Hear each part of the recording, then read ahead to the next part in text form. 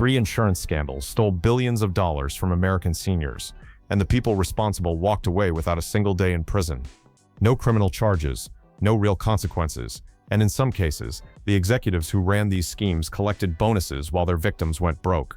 I built this video because every person over 60 in this country deserves to know what's been done to them, not what could happen someday, but what already happened, what continues to happen right now, and why the people in charge have refused to stop it. We're covering 3 scandals today. First, an $84 billion a year fraud buried inside Medicare Advantage. Second, the long-term care insurance bait and switch that locked an entire generation into policies designed to fail. And third, how America's biggest insurers started using artificial intelligence to reject your claims in under 2 seconds, gambling that you'd never fight back. Let's get into the first one. If you're enrolled in Medicare Advantage right now, or you're considering it, what I'm about to tell you matters directly to your wallet. Medicare Advantage works like this. Instead of the government paying your doctors directly, it pays a private insurance company a fixed amount per year to manage your care. More than 34 million seniors have enrolled, which accounts for over half of everyone on Medicare. And behind the scenes, these companies figured out a way to drain the system for everything it's worth. The government pays insurers more money for sicker patients, which makes sense on the surface. What the companies realize, though, is that if they make you appear sicker on paper than you actually are, the payments go up, way up. The practice is called upcoding. Insurers send nurses to your house, comb through your medical records, and attach diagnosis codes to your file for conditions you may not even know you've been tagged with. Here's the thing that makes this a scheme and not just sloppy paperwork. They only search for codes that increase payments, and they never look for codes that might be wrong or that would bring payments down. Senator Chuck Grassley's investigation had a name for this approach, calling it looking one way. $84 billion. That's how much the nonpartisan Medicare Payment Advisory Commission found the federal government overpaid Medicare Advantage plans in 2025 alone, with $40 billion of that coming directly from coding manipulation. That figure is not a projection or an estimate based on a sample. That is $84 billion of taxpayer money flowing to insurance companies for care that was never delivered. 8 of the 10 largest Medicare Advantage providers have faced fraud allegations, and the worst offender sits right at the top. United Health Group, the nation's largest MA insurer with roughly 10 million members, triggered $8.7 billion in extra federal payments in a single year through in-home nurse visits alone, which averaged about $2,700 per visit, according to a Wall Street Journal analysis. Over 3 years, sickness scores for United Health's patients climbed 71%, while traditional Medicare patients saw just a 12% increase over the same period.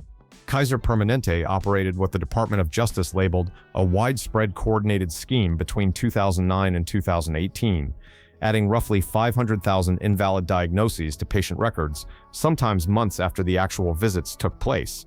January 2026 brought a $556 million settlement, the largest Medicare Advantage fraud settlement ever recorded, and Kaiser admitted no wrongdoing. Aetna followed 2 months later with a $117 million settlement, and the same outcome: no admission of guilt, no corporate integrity agreement with the Department of Health and Human Services, and nobody facing charges. And this is where the math exposes how hollow those penalties really are. Add up every major settlement from recent years: Kaiser's $556, Aetna's $118, Humana's $90, Independent Health's $100, and the total comes to roughly $800 million. That number sounds enormous until you hold it against $84 billion in annual overpayments, because it represents less than 1% of a single year's fraud. A parking ticket on a bank robbery is the only comparison that fits. 0 executives have faced criminal prosecution. The industry pours over $330 million into lobbying every 5 years, ran a Super Bowl ad in 2023, and a dark money group generated 83% of 16,000 public comments on a government payment proposal, all identical form letters manufactured to look like grassroots support. One detail that rarely gets mentioned is that MedPAC found these overpayments have added $82 billion to Part B premiums since 2016, which means even seniors who stayed on traditional Medicare and never touched Medicare Advantage are paying higher premiums because of this fraud.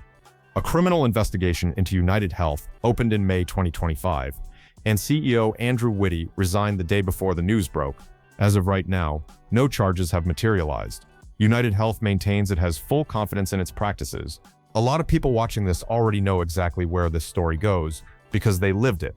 During the 1980s and into the 1990s, insurance companies launched an aggressive campaign to sell long-term care policies. GE Capital, Conseco, Penn Treaty, and others promised to cover nursing home stays, assisted living, and home care when policyholders grew old. The pitch was straightforward. Pay a modest premium now, and protection waits for you later. By the year 2000, sales hit 700,000 policies annually. The entire business model, though, rested on assumptions that turned out to be catastrophically wrong. Companies predicted that about 4% of policyholders would drop their coverage each year, but the actual lapse rate hovered closer to 1%, which meant far more people held on to their policies and eventually filed claims. Pricing models ignored basic demographics. Nursing homes housed 7 women for every man, yet policies for men carried higher price tags. And then interest rates collapsed for 2 decades, gutting the investment returns these companies had baked into their projections. Rather than absorb those losses, the industry did something that should have landed people in handcuffs. They raised premiums on captive elderly customers who had faithfully paid for decades and couldn't switch to another insurer because of their age and health conditions. Genworth Financial stands at the center of this scandal. GE spun Genworth off through an IPO in 2004 and dumped its remaining stake in 2006 for $2.8 billion, right before the full scale of the disaster surfaced. One financial planner described the whole arrangement as GE handing someone else a ticking time bomb. With over 1.2 million policyholders and 18% market share, Genworth controlled the largest slice of the industry. The premium hikes that followed were staggering. Documented increases topped 200% for policies with lifetime benefits.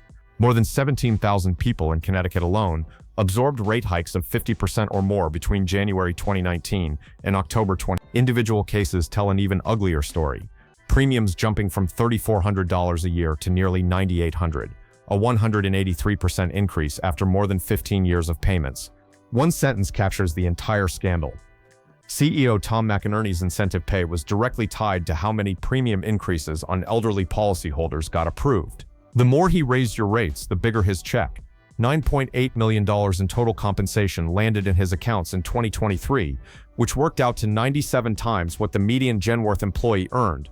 Fortune flagged him as the 6th most overpaid CEO in the Fortune 500 in 2022, and on a February 2023 earnings call, McInerney described $549 million in approved long-term care premium increases as an outstanding year and a record year for us. Laura Lunsford, a 69-year-old policyholder, told KFF Health News she viewed it as a giant bait and switch. Her words cut straight to the core. They had a business model that just wasn't sustainable from the get-go.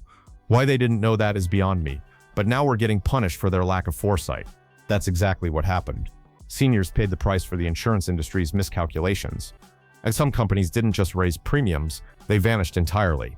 Penn Treaty Network America entered formal liquidation in March 2017, capping an 8-year legal process and stranding roughly 76,000 policyholders with a $3.3 billion shortfall. The average age of those policyholders was 79. The story of SHIP, Senior Health Insurance Company of Pennsylvania, runs even darker. SHIP originated as a Conseco subsidiary, and Conseco itself filed the 3rd largest corporate bankruptcy in American history back in December 2000. What Conseco's successor company, CNO Financial, did next was build a separate entity called SHIP in 2008, stuff all the toxic long-term care liabilities into it, and walk away. At its peak, SHIP covered 645,000 policies across 46 states. By January 2020, regulators placed it in rehabilitation with a projected $1.2 billion deficit and only about 30 to 39,000 remaining policyholders, whose average age fell between 86 and 87. Instead of triggering state guarantee funds through liquidation, Pennsylvania's insurance commissioner chose rehabilitation, a path that dropped the entire burden of that $1.2 billion gap onto the elderly policyholders themselves. Their options were grim, except premium increases ranging from 0 to 500%, take dramatically reduced benefits, or walk away from everything they'd paid over decades. A majority of insurance commissioners across the country opposed this plan. Washington State Insurance Commissioner Mike Kreidler laid out the injustice plainly. The average SHIP policyholder, he pointed out, was 86 years old, and the rehabilitation plan put the entire burden on elderly consumers who had trusted the company to be there when they needed it. No executive faced criminal charges for any of this. State insurance commissioners were described as having been asleep at the switch. GE escaped with billions. Conseco's leadership moved on to other ventures. And here's the detail that belongs in a horror film. Genworth posted an operating profit of $320 million in its long-term care business in 2022, partly because COVID-19 killed so many elderly nursing home residents that future claim obligations dropped. The policyholders the company owed money to were dying in the pandemic, and that improved Genworth's balance sheet. This scandal is happening right now, today, and what these companies built is unlike anything the insurance industry has deployed before. Starting in the early 2020s, America's largest health insurers began using artificial intelligence and automated systems to reject hundreds of thousands of claims from elderly patients, often without a single human being ever reading the patient's medical file. Two systems define this scandal: UnitedHealthcare's NH-Predict algorithm and Cigna's PXDX system. The backstory on NH-Predict reads like a conflict of interest case study. Tom Scully, a former administrator of CMS, the government agency that oversees Medicare, helped create a company called Navi Health through a private equity venture. Navi Health changed hands multiple times at escalating prices, moving from $410 million to $1.3 billion, and finally to approximately $2.5 billion when United Health Group acquired it in May 20. A former government official who helped oversee Medicare had built the tool that would be weaponized against Medicare patients. The algorithm analyzed the patient's diagnosis, age, living situation, and physical function, then generated a prediction for how many days of post-acute care, including rehab, nursing home stays, and in-home care, that patient should require. Once the algorithm decided time was up, United Healthcare stopped paying. Internal documents obtained by Stat News revealed that Navi Health set a 2023 target to keep rehab stays within 1% of whatever the algorithm predicted, tightened from 3% the previous year. Employees who approved more care than the algorithm recommended faced discipline, up to and including termination, regardless of whether additional treatment was medically justified. 90%. That was the algorithm's error rate. When patients appealed their denials, they won more than 9 times out of 10. United Healthcare knew this, and also knew that only 0.2% of policyholders, 2 out of every 1,000, would bother to appeal. The entire scheme depended on sick, exhausted seniors simply accepting the denial and either paying out of pocket or going without care. Gene Locken fractured his leg and ankle in May 2022 at 91 years old. 19 days into physical therapy, United Healthcare declared his muscles sufficiently recovered, even though his doctors reported they remained paralyzed and weak. Over the following year, Locken and his family spent approximately $150,000 out of pocket before he died on July 17th. Dale Tetzloff suffered a stroke in October 2022 at 74, and his doctor prescribed at least 100 days of post-acute care. 20 days in, United Healthcare denied further coverage. His family paid over $70,000 before his death in October 20. A 54-page Senate report landed in October 2024, built from more than 280,000 pages of internal documents.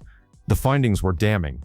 United Healthcare's denial rate for post-acute care climbed from about 11% in 2020 to nearly 23% in 2022, and the skilled nursing facility denial rate multiplied 9-fold from 1.4% in 2019 to 12.6% in 2022. The first full-year NH-Predict managed denials. Cigna's version of this machine operated under an even more brazen design. ProPublica published its investigation in March 2023, exposing a system called PXDX, short for Procedure to Diagnosis. PXDX matched treatment codes against lists of approved diagnoses, and when a treatment didn't match, the claim landed in a pile for bulk denial by medical directors who never opened the patient's actual file. 300,000 claims denied in just 2 months of 2022, with Cigna's doctors spending an average of 1.2 seconds per decision.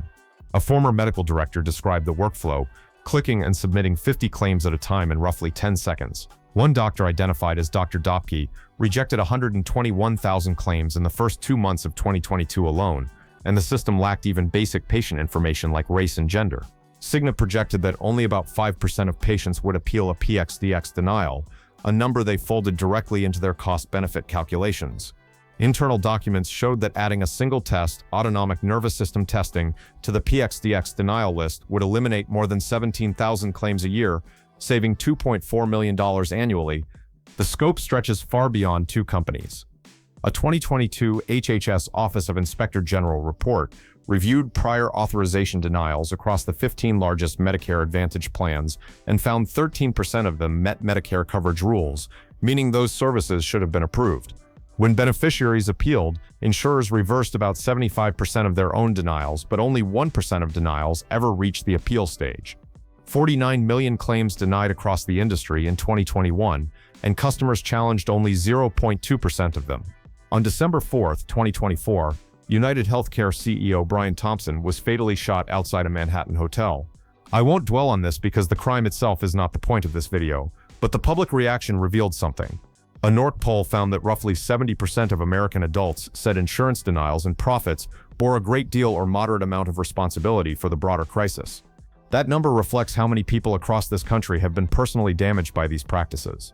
Former Cigna Vice President Wendell Potter wrote after the shooting that every year, he and his industry colleagues devoted massive amounts of customer premium dollars to lobbying, campaign contributions, and what he called deceptive PR campaigns, all spent for the sole purpose of maximizing shareholder returns. A class action lawsuit against United Health over the NH Predict algorithm advanced past initial motions, but 5 of 7 counts were tossed. Only breach of contract and breach of good faith survived. No criminal charges have been brought against any executive at any company for deploying these AI denial systems. All 3 of these scandals follow the same playbook.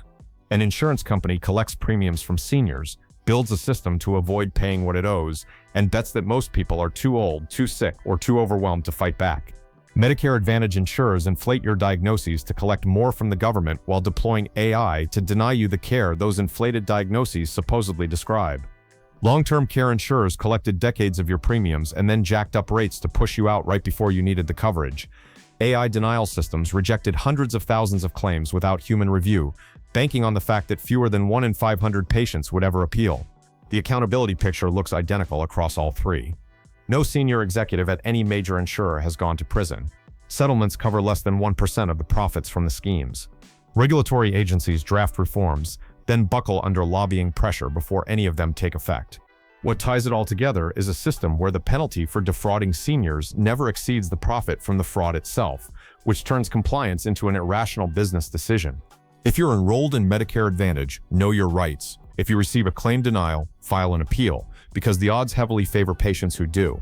If you hold a long-term care policy, consult an independent financial advisor before accepting any settlement offer from your insurer, and send this video to someone who needs to see it, because the more people understand how these systems operate, the harder it becomes for these companies to keep getting away with it. Thanks for watching. I'll see you in the next one.